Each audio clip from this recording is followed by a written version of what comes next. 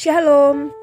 Halo sahabat yang diberkati Tuhan, selamat berjumpa dalam Renungan Malam Rema. Berharap sahabat semua dalam keadaan sukacita dan damai sejahtera ya. Malam hari ini teks firman Tuhan yang menjadi sumber renungan kita terambil dari surat Rasul Paulus yang pertama kepada jemaat di Korintus, yaitu 1 Korintus pasal 7 ayat 23 yang berbunyi demikian. Kamu telah dibeli dan harganya telah lunas dibayar. Karena itu, janganlah kamu menjadi hamba manusia. Sahabat yang diberkati Tuhan, kita pasti tahu apa itu asuransi. Atau mungkin kita adalah bagian dari asuransi, entah sebagai nasabah atau agen asuransi. Jika dilihat dari jenisnya, ada berbagai jenis asuransi yang ditawarkan oleh perusahaan-perusahaan asuransi untuk para calon nasabah mereka, yaitu mulai dari asuransi jiwa, asuransi kesehatan, asuransi pendidikan, asuransi jaminan hari tua, hingga asuransi perjalanan. Dan tentunya asuransi-asuransi tersebut tidak diperoleh dengan begitu saja, tetapi harus ada kontribusi berupa sejumlah uang yang diberikan oleh para nasabah yang disebut dengan premi asuransi, yang wajib disetorkan nasabah kepada pihak asuransi secara berkala, entah itu setiap bulan atau juga mungkin setiap tahun selama masih menjadi nasabah asuransi.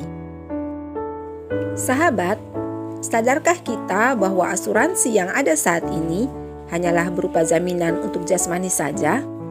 Sebenarnya bagi setiap pribadi kita, sekalipun saat ini kita bukan nasabah dari sebuah perusahaan asuransi, tetapi bagi setiap kita telah diberikan bukan saja jaminan untuk jasmani, tetapi juga untuk rohani, bahkan sampai kepada kekekalan. Jaminan apa sajakah itu? Yang pertama, jaminan keselamatan. Bagi setiap kita sudah ada jaminan keselamatan, seperti yang tertulis dalam Injil Yohanes 3 ayat 16. Karena begitu besar kasih Allah akan dunia ini, sehingga ia telah mengaruniakan anaknya yang tunggal, supaya setiap orang yang percaya kepadanya tidak binasa, melainkan beroleh hidup yang kekal. Sahabat, jadi jika ingin selamat dan hidup kekal, kuncinya percaya kepada Yesus Kristus. Kita tidak perlu menyetor sejumlah uang sebagai premi, cukup hanya dengan percaya sepenuhnya kepada Yesus Kristus. Yang kedua, jaminan kesembuhan. Dalam surat 1 Petrus 2 ayat 24 tertulis, ia sendiri telah memikul dosa kita di dalam tubuhnya di kayu salib, supaya kita yang telah mati terhadap dosa hidup untuk kebenaran. Oleh bilur-bilurnya kamu telah sembuh. Sahabat, dosa adalah satu-satunya penyakit mematikan yang bukan saja bisa membunuh tubuh, tapi juga membunuh jiwa. Allah tidak menginginkan kita ciptaannya binasa, sehingga melalui tubuh Yesus Kristus yang tidak bercacat dan tidak bernoda, semua penyakit mematikan itu ditanggungnya, sehingga kita sembuh dan kita bebas. Yang ketiga, jaminan kebutuhan. Tuhan tahu bahwa setiap kita pasti mempunyai kebutuhan. Oleh karena itu, melalui surat Paulus kepada jemaat di Filipi, dalam Filipi pasal 4 ayat 19 tertulis, Allahku akan memenuhi segala keperluanmu menurut kekayaan dan kemuliaannya dalam Kristus Yesus. Sahabat, Allah adalah pencipta kita, dan Allah jugalah yang paling tahu apa kebutuhan kita, melebihi dari diri kita sendiri. Dalam Injil Matius 7 ayatnya yang ke-7 tertulis, mintalah maka akan diberikan kepadamu, carilah maka kamu akan mendapat, ketoklah maka pintu akan dibukakan bagimu. Jadi syarat dari terpenuhinya segala kebutuhan kita adalah minta, cari, dan ketok, maka pasti Tuhan akan mengabulkan. Namun kadang permintaan yang dikabulkan tidak sesuai dengan harapan. Tetaplah menerima dan menjalani, karena kita tidak pernah tahu akhirnya. Satu hal yang harus selalu kita ingat, bahwa segala sesuatu yang Tuhan berikan bagi kita pastilah yang terbaik. Yang keempat, jaminan damai sejahtera. Sahabat, melihat situasi dunia saat ini yang minim damai sejahtera, membuat banyak orang berusaha untuk mencari damai sejahtera dengan caranya sendiri. Dan pada akhirnya, hanya kekecewaan yang didapatkan karena damai sejahtera yang ditawarkan dan diberikan oleh dunia ini hanya temporer atau bersifat sementara. Semenjak awal penciptaan dunia, Allah sendiri telah memberikan dan menempatkan damai sejahtera di Taman Eden. Namun iblis merusaknya dengan mengintimidasi manusia untuk melakukan dosa, sehingga kemudian kedamaian itu hilang. Namun melalui kehidupan anak tunggal Bapa di sorga yaitu Yesus Kristus, kedamaian sejati telah diberikan kembali. Sebagaimana yang tertulis dalam Injil Yohanes pasal 14 ayat 27, "Damai sejahtera kutinggalkan bagimu, damai sejahtera kuberikan kepadamu, dan apa yang kuberikan tidak seperti yang diberikan oleh dunia kepadamu. Janganlah gelisah dan gentar hatimu." Jadi, hanya Yesus Kristus sajalah sumber damai sejahtera yang sejati di segala musim kehidupan.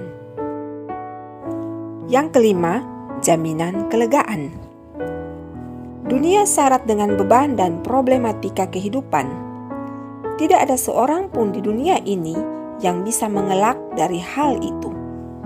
Tidak jarang, beban dan masalah hidup bisa menekan seseorang hingga membuat orang tersebut putus asa karena tidak mendapatkan solusi dari masalah yang sementara dihadapi.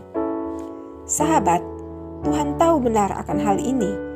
Bahkan Dia pun pernah merasakan beban yang teramat sangat berat saat hendak menghadapi penderitaan dan kematiannya pada saat Dia berdoa di Taman Getsemani, sehingga Alkitab mencatat dalam Injil Lukas 22 ayat 44, peluhnya menjadi seperti titik-titik darah yang bertetesan ke tanah. Karena itu, tawaran jaminan kelegaan bagi setiap kita sudah ada dan tertulis nyata dalam Injil Matius pasal 11 ayat 28. "Marilah kepadaku semua yang letih lesu dan berbeban berat, aku akan memberi kelegaan kepadamu." Jadi sahabat, jika saat ini ada di antara kita yang menginginkan kelegaan, datang saja kepada Yesus, karena hanya Dialah satu-satunya yang sanggup memberikan kelegaan yang sejati bagi kita. Dan yang keenam adalah jaminan kehidupan di sorga. Kita menyadari bahwa hidup yang dijalani saat ini hanyalah sementara. Setelah kematian, ada kehidupan kekal yang menanti. Pilihannya, sorga atau neraka. Tentunya kita memilih sorga. Namun, pilihan itu tidak hanya sebatas pada pilihan, tetapi harus dibuktikan. Dan pembuktiannya adalah saat ini, saat kita masih hidup di dunia. Tuhan Yesus menjanjikan kehidupan kekal sorgawi bagi setiap orang yang percaya dan mengasihinya, yang tertulis dalam Injil Yohanes pasal 14 ayat 2 yang berbunyi, "Di rumah Bapakku banyak tempat tinggal. Jika tidak demikian, tentu aku mengatakannya kepadamu, sebab aku pergi ke situ untuk menyediakan tempat bagimu." Sahabat, sampai saat ini Tuhan masih menunggu pembuktian dari kita, sehingga bangunan-bangunan tempat tinggal di sorga bisa kita tempati kelak. Sahabat yang diberkati Tuhan, dari keenam jaminan yang Tuhan berikan mencakup segala aspek kehidupan kita, baik itu jasmani maupun rohani. Dan dari semua itu diberikan gratis. Tidak seperti asuransi yang ditawarkan oleh dunia yang harus menyetorkan premi dahulu baru mendapatkan jaminan. Tetapi asuransi ala Yesus ini tanpa premi apapun, karena preminya telah dibayar lunas oleh Yesus sendiri melalui penderitaan, kematian, dan kebangkitannya.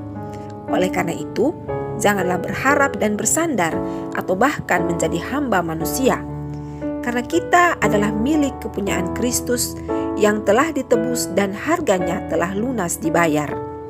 Saat ini, tangan Tuhan masih terbuka dan menunggu setiap kita yang rindu untuk mengklaim semua jaminan yang telah diberikan bagi kita, yang dapat kita gunakan untuk mengatasi segala masa hidup di dunia ini dan kehidupan di kekekalan sorgawi.